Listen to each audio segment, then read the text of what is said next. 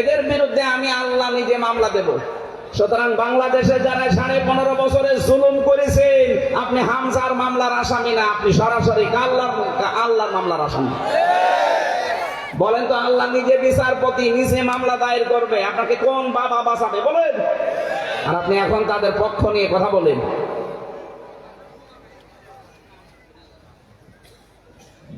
মাঝে মাঝে চিন্তা হতো যে যারা অন্তত এখানে দায়িত্বে থাকেন, এই মানুষগুলো কান্নার আওয়াজ শোনে কি করে, আর এরা বাইরে কি করে? এদের তো পরিবার আছে, এদের তো ছেলে মেয়ে আছে, বউ আছে, এরা স্ত্রীর কাছে থাকে কি করে? কি কঠিন আচরণ করতো। রাত 12টার সময় 3-4 জন মুখোশ দাঁড়িয়ে এসে বল, ভাই চলেন। কি কোথায় যাব? কোথায় যাবেন জানি না, চলেন। কালো কাপড় দিয়ে চোখ বেঁধে নিয়ে হঠাৎ করে গাড়িতে তুলে কালো কিলাস মেরে দিয়ে সারা রাত ঘোরাবে। কোথায় নিয়ে যাবেন আপনি কিছুই জানেন না। আপনার হাত বাঁধা, পা বাঁধা, চোখ বাঁধা। হঠাৎ রাত 3টা 3:30টার দিকে কোথায় মানে আপনি খুলে জিজ্ঞাসা করবেন কোথায়, বলবে এটা গাজীপুরের জঙ্গল, টাঙ্গাইলের মধুপুরের জঙ্গল। কি এখানে কি? বলে তোরে ছেড়ে দিলাম, যা। যে আপনি দৌড় দেবেন, পেছন থেকে গুলি করে বলবে ক্রস ফায়ারে মরে গেছে। আমি যদি বানিয়ে বলি, কোরআন শরীফ আমার সামনে, যদি আমি বানিয়ে বলি, আমার জানি এখনই মরণ হয়। ওই যে পুলিশরা দাঁড়িয়ে আছে, এরা হয়তো না, এদের অন্তত যারা ছিল জিজ্ঞাসা করেন এইরকম আচরণ করেছে কিনা। বিশেষ করে আগস্টের 5 তারিখের আগ পর্যন্ত বাংলাদেশের প্রশাসন যা করেছে, এমনি মানুষ আপনাদের উপরে এখনো রাগ হয়ে আছে। সবাই না, 100 জনের অন্তত 30 জন তো ওইরকম যারও সন্তান ছিল। এরা কিন্তু এখনো বিভিন্ন জায়গায় বসে আছে, অনেকে হয়তো পালিয়ে আছে। একজনকেও যেন ক্ষমা করা না হয়।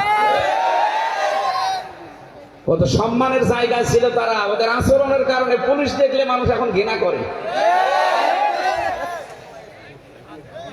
না। আমরা চাই যে মানুষগুলো অন্তত এই 15.5 বছরে এই নিরীহ মানুষদেরকে রিমান্ডের নামে যা করেছে, ভাষায় বলার মতন আমার তো অল্প, এ কিছুই না। আরো আমি তাদের সাথে ছিলাম, ওদের নখগুলো দেখে একটাও নেই, পায়ের নখ, হাতের নখ সব তুলে ফেলেছে। চোখের এই ভরু নেই, পায়ের নিচে এত পিটানো পিটিয়েছে, চোখে আর দেখে না।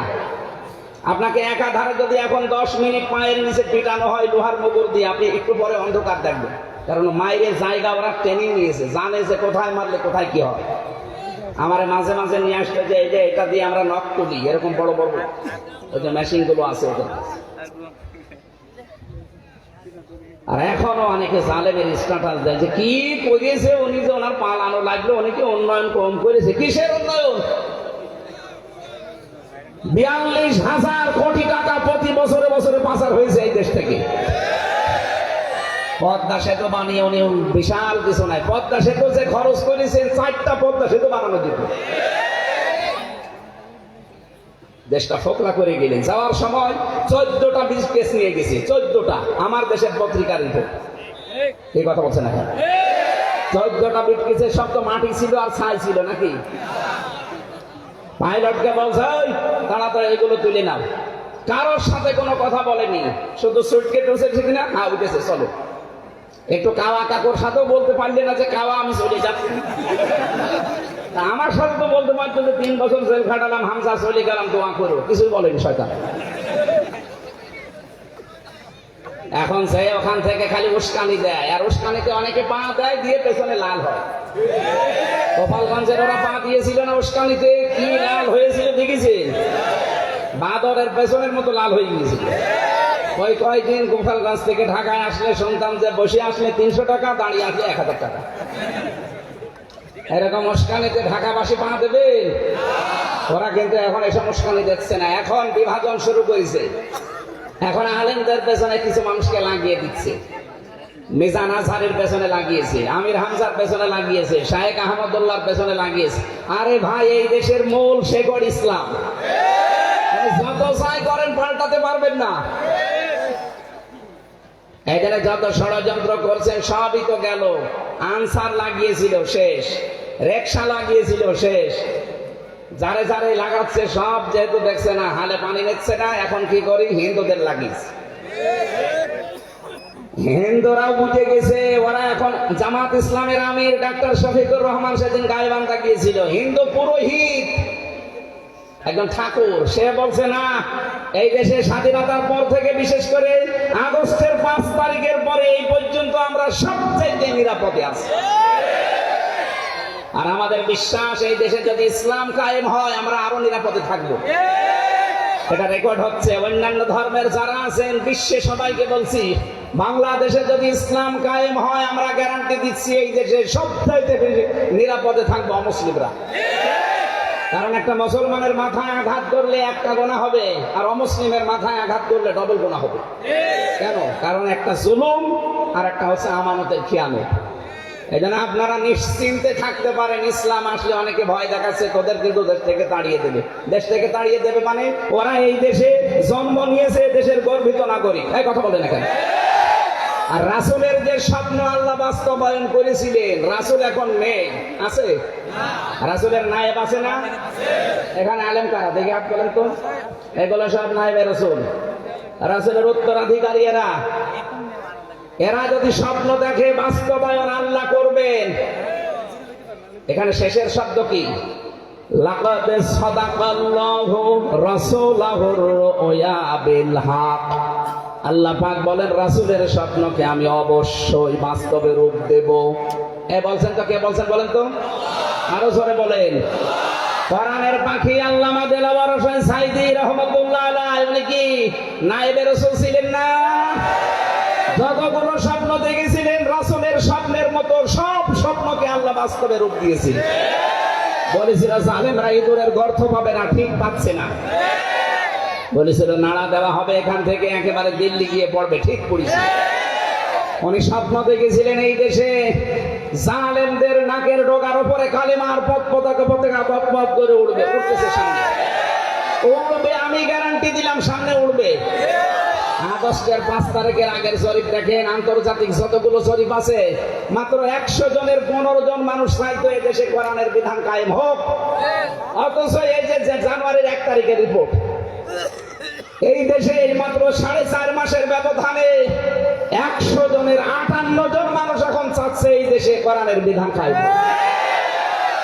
মানুষ বুঝে ফেলেছে যে কোরআনের বিধান ছাড়া এখানে ন্যায় বিচার কায়েম করা সম্ভব না। আপনাদের পাশের জেলা মুন্সিগঞ্জ, এখানকার একটা কুলাঙ্গার ছিল কালামানিক, আল্লামা সাইদিকে ফাঁসি দিতে পারে না, এজন্য জীবনের বড় আফসোস। আল্লাহ অপমান করেছে, কলা পাতা শুয়েছে, গলায় গামছা দিয়ে জনগণ টানতে টানতে নিয়ে এসেছে, এমনকি ওর বিসিও উড়ে গেছে। ওর বিসি নেই, আমি যেই জায়গায় থাকতাম ওই শয়তানকে শুনলাম সেখানে রেখেছে। ওদের নাকের ডগার উপরে এই দেশে কালেমার পতাকা উড়বে ইনশাআল্লাহ। 4 নম্বরে উনি লন্ডনে বলেছিলেন এই পৃথিবীতে 257টা রাষ্ট্র, সর্বপ্রথম কোরআনের পূর্ণাঙ্গ বিধান কায়েম হবে আমার মাতৃভূমি বাংলাদেশে। এটা আমি আমার বিশ্বাস, কোরআনের উপর আমার 100% বিশ্বাস আছে। আল্লাহ এটা দেখাবে। কেন দেখাবে? সূরা কসস 6 নম্বর আয়াতে আমি পেয়েছি, অনুমাক্কিনা লাহুম ফিল আরদ। আল্লাহ পাক বলেন মুসা নবীর দলকে ফেরাউন কোণঠাসা করে রেখেছিল, আমি তাদেরকে জমিনের শাসন ক্ষমতা দিয়েছি। অনুরিয়া ফিরাউনা ওয়া হামানা ওয়া জুনুদাহুমা মিনহুম মা কানু ইয়াহতারুন। আমি ফেরাউনকে, হামানকে আর ওদের সৈন্যবাহিনীকে, দলীয় লোককে আমি দেখাতে চাই সবচেয়ে বেশি ভয় তারা যাদেরকে করত তাদেরকে আমি জমিনের শাসন ক্ষমতা দিয়ে দেখালাম। এই 53-54 বছরে যাদেরকে কোণঠাসা করে রেখেছিলেন ইসলামী আন্দোলনকে, আল্লাহ যেন তাদেরকে জনগণের দায়িত্ব দেওয়ার জন্য সিদ্ধান্ত নিয়ে ফেলেছেন।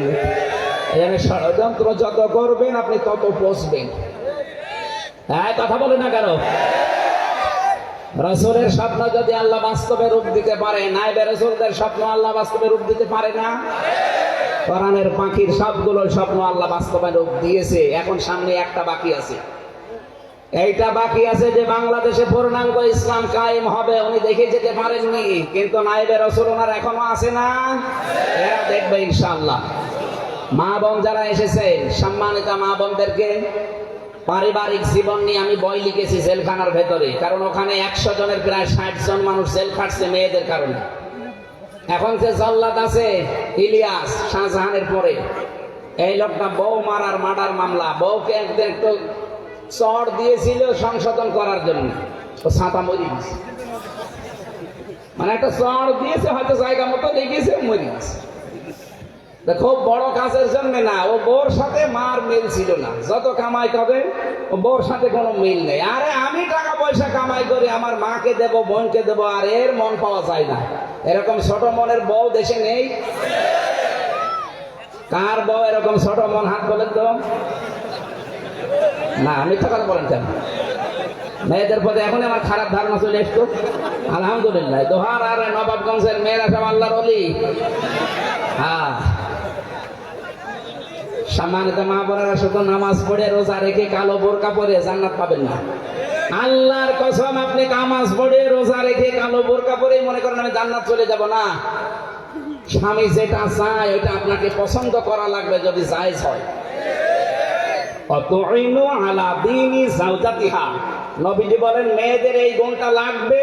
ওর স্বামী যদি বাইরে থাকে দ্বীনের কাজে, মানবতার কাজে, ইসলামের কাজে, সেজন্য পেছন দরজা দিয়ে খাদিজার মতো সাপোর্ট দেয়। খাদিজা জীবনে এক ওয়াক্ত নামাজ পড়েননি, রোজা রাখেননি, জীবনে একটা হজ করেননি, যাকাত দেননি, কিন্তু তার জন্য জান্নাতে একটা ঘর আল্লাহ পাঠিয়ে দিয়েছে। জীবিত অবস্থায় জিবরাইলকে বলেছে, যাও এই ঘরটা দেখিয়ে বলবা যে এটা খাদিজার জন্য আল্লাহ বানিয়ে রেখেছে। কেন? নবীজি যখনই বাইরে থেকে আসতেন, খাদিজা ঘরটাকে নয়েজ মুক্ত রাখতেন, আওয়াজ মুক্ত, কোনো কোলাহল নেই।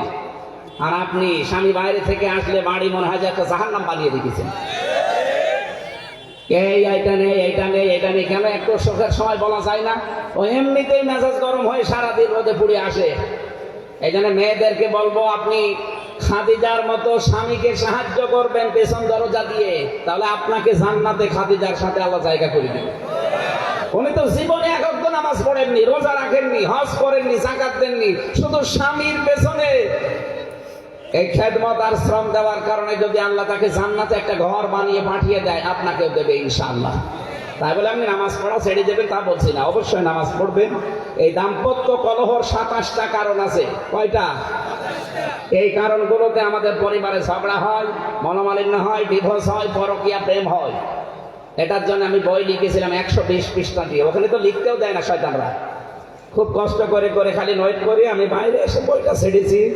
ওই গাড়ি থেকে মেয়েদের জন্য নিয়ে যাবেন, পুরুষের জন্য একটা আছে, মেয়েদের জন্য একটা আছে। 8টা বই করেছিলাম, তার মধ্যে 2টা জেলখানায় আর বাইরে 6টা, ওখানে মনে হয় 5-6টা আছে। ওটা অবশ্যই নিয়ে যে মেয়েকে বউকে পড়াবেন, যে মেয়েকে বিয়ে দেবেন আগে 120 পৃষ্ঠা ভালো করে পড়, বউকে পড়াবেন, অন্তত গন্ডগোলগুলো কমবে। আল্লাহ আমাদেরকে, আমার মনে হয় এখন আর 5-7 মিনিট আছে নামাজের, আসরের নামাজ তো ফরজ, এজন্য আমরা চালাতে পারছি না। আমি বের হয়েছিলাম অনেক আগে, কিন্তু আসতে রাস্তায় জামে পড়ার কারণে আমার দেরি হয়ে গেছে। হজ বাবা ওরফে ভণ্ডমতি, যে তার নিজ বাড়িতে কাবা ঘর বানিয়ে হজ করাতেই তার জনসম্মুখে আসার পর সে দীর্ঘদিন আত্মগোপনে ছিলেন, এবং তিনি আবার তার পূর্বের কার্যকলাপ শুরু করেছে, প্রস্তুতি নিচ্ছে। আপনি বিষয়টি দোহার বাসের নিকট তুলে ধরেন। কিসের? কাবা শরীফ শুধু মক্কায় আছে, এটা বাদ দিয়ে পৃথিবীর কোন কাবা কেউ যদি বানায়, ওই যে আব্রাহা একটা কাবা বানিয়েছিল, ধ্বংস হয়ে যায়নি? এটা একটা ভণ্ড নয়, বুদ্ধি প্রতিবন্ধী। দোহারের সর্বস্তরের ধর্মপ্রাণ মুসলমান এবং প্রশাসন যেন বিষয়টি আইন হাতে তুলে নেবেন না। প্রশাসনের লোক আছে, ওনাদেরকে জানাবেন, প্রশাসনের মাধ্যমে, আইনের মাধ্যমে কাজ। আগামীতে যদি আশপাশে কোনো জায়গায় আসি আমি, রাতের বেলা নিয়ে আসবেন। দিনের বেলা আমার মাহফিল আসলে ক্যান্সার হয়ে যায়, আর সময়ও কম হয়ে যায়। একটা বিষয় বোঝাতে হলে 1-1.5 ঘন্টা 2 ঘন্টা সময় লাগে। তাফসীর আকারে আগামীতে কথা বলবো কোনো জায়গায় রাতের বেলা আসলে। এখানে জনি শিকদার আছেন একজন, এখানে নাকি ওই জায়গায় একটা মাহফিল নেওয়ার কথা আছে, এখনো নেইনি। আসলে সারা দেশে এখন তো আর কোনো জায়গায় জালেম নেই, এই জন্য সারা দেশে যেতে গিয়ে আমি মানে আরো দুর্বল হয়ে যাচ্ছি। আজকে 3টা, এখন এই ভাঙ্গা মোড়ে আছে মাগরিবের পরে, ফরিদপুর ভাঙ্গা, রাতে আবার মাদারীপুর পাম শিবচরে, কালকে আবার বরিশাল। এই জন্য খুব জার্নিও হয়ে যাচ্ছে বেশি। আগামীতে আসলে কথা বলবো। আমি একটু মুসাফির অবস্থায় আছি, মোনাজাত করছি। আল্লাহুম্মা আমিন। লা ইলাহা ইল্লা আনতা সুবহানাক ইন্নী কুনতু মিনাজ জালিমিন। রব্বানা ظلمنا أنفسنا وإن لم تغفر لنا وترحمنا لنكونن من الخاسرين رب العالمين ঢাকা জেলার দোহার থানা রায়পাড়ার দিকে তাকাও। হাজার হাজার মানুষ আমরা কোরআনে কারীম চাতক পাখির মতো শুনেছি। তোমার নবীর সব স্বপ্ন তুমি দুনিয়ায় বাস্তবায়ন করে দিয়েছো। আল্লাহ তোমার নায়েবে রাসূল যারা আছে নবীর উত্তরাধিকারী তারাও তো স্বপ্ন দেখেছে। তাদের এই স্বপ্নগুলোকে তুমি বাংলার জমিনে বাস্তবায়ন করে দাও। বড় আশা জন্ম চোখে যেন দেখতে পাই ৫৬,০০০ বর্গ মাইল কোরআন দিয়ে চলছে। এটা দেখে মরার তৌফিক দাও। এ মাহফিলের আয়োজন করতে গিয়ে তোমার যে বান্দারা চেষ্টা চালিয়েছে, মাওলানা হোসাইন মাহফুজের জামাতা আসাদ সাহেবের মাধ্যমে এই মাহফিলটা নিয়েছি। আল্লাহ তোমার এই গোলামের সাথে যত যুবকেরা এলাকার মানুষকে নিয়ে এই মাহফিল সাজিয়েছে, খাদিজাতুল কুবরার মতো তাদের মাদেরকেও কবুল করে নাও। ভালো ভালো কাজে যাদেরকে লাগিয়েছে ওই যুবকদেরকে আর অন্যায় কাজে তুমি ছেড়ে দিও না। প্রধান অতিথি আমাদের মাথার তাজ বিশিষ্ট আইনজীবী ব্যারিস্টার নজরুল ইসলাম, আল্লাহ তোর বাবা মাকে মাফ করে দাও, আল্লাহ তুমি কবুল করে নাও। আলেমা শামসুন নাহার নিজামী, তাকেও তুমি ধৈর্য দাও। মা বোনেরা পর্দার আড়ালে বসে আছেন, খাদিজার মতো আয়েশার মতো তাদের জীবন বানিয়ে দাও। অনেক পরিবারে অশান্তি আছে স্বামী স্ত্রী, আল্লাহ তুমি ওসমান রকিয়ার মতো পরিবার বানিয়ে দাও। ৩টা বছর জালেমের জেলখানায় আমি নিজে অসুস্থ হয়ে গেছি, আল্লাহ তুমি আমাকে আগের অবস্থায় আবার ফিরিয়ে দাও। আল্লাহুম্মা রাব্বিরহামহুমা কামা রাব্বায়ানি সাগীরা। কখন কার কাছে মরণ চলে আসে আমরা কেউ জানি না। এলাকায় মাটির নিচে অন্তত যারা কবরে আছে এই কবরবাসীদেরকে তুমি জান্নাতুল ফেরদাউস নসিব করো। যে যেইভাবে এই মাহফিলের দিকে এগিয়েছে আল্লাহ তাদেরকে তুমি ওইভাবে সাহায্য করো। প্রশাসনের যে ভাইগুলো এসেছে দোহার থানা থেকে, আশপাশের ফাঁড়ি থেকে, নিজেদের বাবা মা স্ত্রী পুত্র সন্তানাদি ছেড়ে যারা বাংলার বিভিন্ন প্রান্তে